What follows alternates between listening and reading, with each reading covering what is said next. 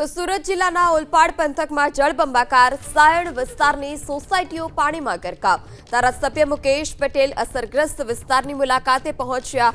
પાણી નિકાલની વ્યવસ્થા કરવા માટે પણ સૂચના આપવામાં આવી છે। ત્યારે સાયણ વિસ્તારની અનેક સોસાયટીઓ કે જે વરસાદી પાણીમાં ગરકાવ છે, ઘરોમાં પાણી ઘૂસી જતા ઘરવકરીને પણ વ્યાપક નુકસાન। ત્યારે ધારાસભ્ય મુકેશ પટેલ કે જેઓ અસરગ્રસ્ત વિસ્તારની મુલાકાતે પહોંચ્યા, ત્યાં જઈ લોકોના જે પ્રશ્નો હતા તે પ્રશ્નો સાંભળ્યા અને સમસ્યાના નિરાકરણની પણ તેઓએ ખાતરી આપી છે। આ સાથે પાણી નિકાલની યોગ્ય વ્યવસ્થા કરવા પણ મુકેશ પટેલે સૂચના આપી। ત્યારે મુકેશ પટેલ કે જેઓ અસરગ્રસ્ત વિસ્તારમાં પહોંચ્યા હતા અને અસરગ્રસ્ત વિસ્તારમાં જેટલા પણ લોકોને હાલાકી હતી તે તમામ લોકોને તેઓ મળ્યા, સોસાયટીઓની તેઓએ મુલાકાત લીધી। આ સાથે ત્યાં કિનારા પર આવેલી જે દુકાનો છે તે દુકાનોમાં ત્યાં પણ તેઓ પહોંચ્યા હતા અને દુકાનદારો સાથે પણ તેઓએ વાતચીત કરી।